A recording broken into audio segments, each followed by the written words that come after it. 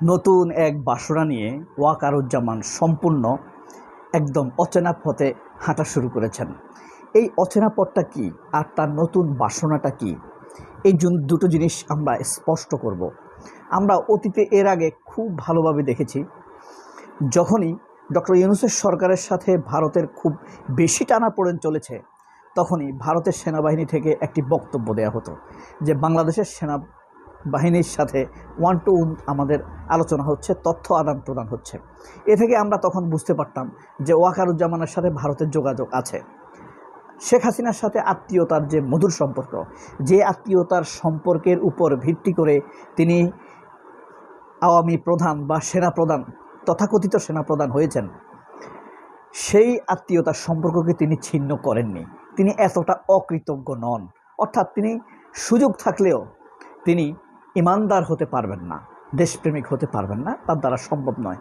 কারণ কি, ইমান এবং দেশপ্রেম দ্বারা তিনি সেনাপ্রধান হন নাই, তিনি সেনাপ্রধান হয়েছেন আত্মীয়তার দ্বারা। সুতরাং তাকে আত্মীয়তার কারণেই কৃতজ্ঞতা থাকতে হবে। অনেক নাস্তিক, অনেক মুরতাদ, অনেক হারামখোরকে আল্লাহ তাআলা অনেক সুযোগ দেন, কিন্তু শেষ পর্যন্ত তারা সুযোগটা নিতে পারে না, কারণ তাদের নিয়তিটা ভালো থাকে না। আমরা আবুল আহাব, আবু তালেবের কথা জানি। রাসূল সাল্লাল্লাহু আলাইহি সাল্লামের আপন চাচা। এই আবু তালেবকে 70 বার আল্লাহ রাসূল ইমানের দাওয়াত দিয়েছেন, 70 বার।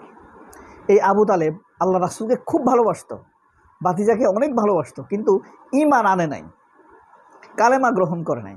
আল্লাহ রাসূল 70 বার দাওয়াত দেওয়ার পরেও আল্লাহ রাসূল যখন কিছুটা বিমর্ষ, মৃত্যুর কাছে গিয়ে বলছে যে কানে কানে আমার কাছে বলেন, লা ইলাহা ইল্লাল্লাহ বলেন, আমাকে স্বীকার করার দরকার নাই, আল্লাহকে স্বীকার করেন।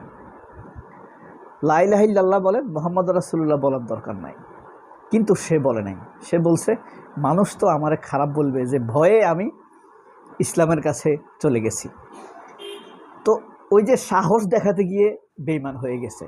সব সময় সাহস ভালো কাজ না। তো তখন আল্লাহ বলছে আল্লাহ রাসূলকে যে তুমি নিরাশ হইও না, তোমার কাজ দাওয়াত দেওয়া, তুমি দিছো, কিন্তু কার কপালে ঈমান আছে, রহমত আছে, সেটা তো নির্ধারণ করব আমি। আল্লাহ এইভাবে বলেছেন। ওয়াকারের অবস্থা সেই রকমই অনেকটা হয়েছে। ওয়াকারের সামনে অনেক সুযোগ ছিল। তো ভারতের সাথে এমন যোগাযোগ থাকা সত্ত্বেও যখন ওয়াকার শেষ পর্যন্ত দেখছে বাঁচন নাই, বাচ্চা কাচ্চা নিয়ে, এই যে শফিউদ্দিন, তার আগের শফিউদ্দিন সেনাপ্রধান, আজিজ, এদেরকে আমেরিকা ভিসা দেয় না। একটা মানুষ জানেন, হাই লেভেলের লোক যখন আমেরিকা যেতে পারে না, তখন তার জীবন বৃথা, জাহান্নাম, ফকির। কারণ কি জানেন, এরা তো টাকা পয়সাকেই সব মনে করে, ঈমান এদের কাছে বড় কথা না। তো আমেরিকা হইল দুনিয়ার স্বর্গ, ওই দেশে সে যেতে পারছে না, বাচ্চা কাচ্চাকে পড়াশোনার জন্য পাঠাতে পারছে না, নিজেরা স্বপ্ন ভোরের জন্য যেতে পারছে না, একটু ঘোরার জন্য যেতে পারছে না। তাছাড়া আমেরিকা যদি ভিসা না দেয়, ইউরোপের অনেক দেশ তাকে আর ভিসা দেয় না। কানাডা ভিসা দেয় না, মেক্সিকো ভিসা দেয় না, জার্মান ভিসা দেয় না আমেরিকা ভিসা না দিলে। তারা বলে আমেরিকা দেয় না, আমরা কেন দেব? কানাডা কেন দেয় না? কারণ কানাডার সাথে আমেরিকার নিরাপত্তা চুক্তি আছে। আমেরিকা যাকে নিরাপত্তার জন্য নিরাপদ মনে করে না, কানাডাও তাকে নিরাপদ মনে করে না, আয়ারল্যান্ডও তাকে নিরাপদ করে না, ফিনল্যান্ড, জার্মান, নিউজিল্যান্ড, এরা কেউ নিজেকে আর নিরাপদ ভাবে না। অর্থাৎ যে নাকি আমেরিকার শত্রু, সে তাদেরও শত্রু হিসাবে গণ্য হয়। এই কারণে ওয়াকার এখন নতুন লাইনে হাঁটছেন। নতুন লাইনটা কি? তিনি 28শে মার্চ আমেরিকা গেছেন, 10ই এপ্রিল সেখান থেকে এসেছেন। এসে একটা বক্তব্য দিছে, দেখেন বলছে কি, মানে স্বয়ংসম্পন্ন আকাশ প্রতিরক্ষা ব্যবস্থা ব্যতীত কোনো দেশ স্বাধীন পররাষ্ট্র নীতি প্রণয়ন করতে পারে না। হঠাৎ তার মুখে এই কথা। আকাশ প্রতিরক্ষার কি সমস্যা হইল আমাদের? এদিকে সীমান্তে গুলি করে ইন্ডিয়ার 2 জন ছাত্রকে মেরে ফেলেছে, ইয়াং। সেটা নিয়ে ওয়াকার কথা বলে না, এটা তার দায়িত্ব। সে আকাশ প্রতিরক্ষা নিয়ে কথা বলছে। কারণ কি, আমেরিকা বাংলাদেশের কাছে আকাশ প্রতিরক্ষা ব্যবস্থা বিক্রি করতে চায়। খেয়াল করেন, এখন বাংলাদেশের মানুষ মনে করতেছে আকাশ প্রতিরক্ষা এত টাকা দিয়ে দরকার নাই। এখন আকাশ প্রতিরক্ষা ব্যবস্থা কিনা যে দরকার, মানুষের মধ্যে মনে করাইতে হবে যে এটা প্রয়োজন। এই ধারণাকে জনপ্রিয় করার জন্য ওয়াকারকে ব্যবহার করছে আমেরিকা। এখন সে আমেরিকা থেকে এসেই এই বক্তব্য দিল যে আকাশ প্রতিরক্ষা ব্যবস্থা লাগবে, তাইলে আমরা স্বাধীন হব। এতদিন কেন তুমি বলো নাই? আমেরিকা তাকে এখন ব্যবহার করছে, আমেরিকা গেছে, কিছু টুপাইস দিচ্ছে। আপনারা জানেন, যার মাধ্যমে পৃথিবীর বড় বড় লেনদেন হয়, যুদ্ধের অস্ত্র, আকাশ সরঞ্জাম ব্যবস্থা, বিমান, এগুলা কিনে না? ধরেন ফ্রান্সের কাছ থেকে বাংলাদেশ বিমান কিনবে, দুটি বিমানের দাম ৩,০০০ কোটি টাকা। এখন কার মাধ্যমে এটা ডিল হয়েছে? ধরেন ওয়াকারুজ্জামানের মাধ্যমে ডিল হয়েছে, তাকে 5% দিয়ে দিবে।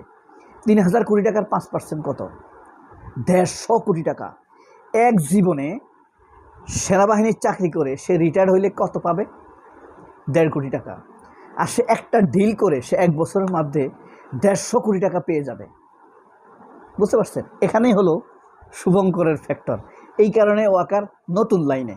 তাইলে আমেরিকার সাথে সম্পর্ক ভালো হলো, ইন্ডিয়ার সাথে তার সম্পর্ক আগের মতো থাকলো, সে আমেরিকাতে রিলিভেন্ট হয়ে গেল, সকল দুর্নীতির দায় দেনা থেকে সে মুক্ত হয়ে যাবে। আর আমরা তো তার বিচার করতে পারবো না। কিন্তু বিচার ছাড়া কি হয়? শেখ হাসিনার বিচার কি আমরা করতে পেরেছি? পারি নাই। কিন্তু আল্লাহ তাআলা কিন্তু একটা বিচার করে দিছে।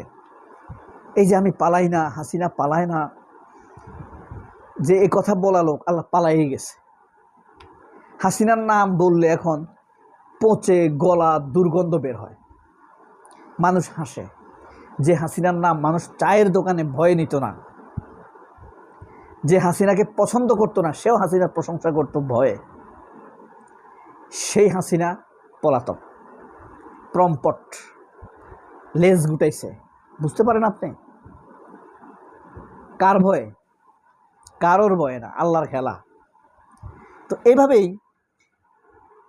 আকাশ প্রতিরক্ষা ব্যবস্থা নিয়ে বক্তব্য দেওয়া, তারপরে আমেরিকার জনমত গঠনের জন্য এই ওয়াকারুজ্জামানকে ব্যবহার করছে, এটাই তার নতুন লাইন।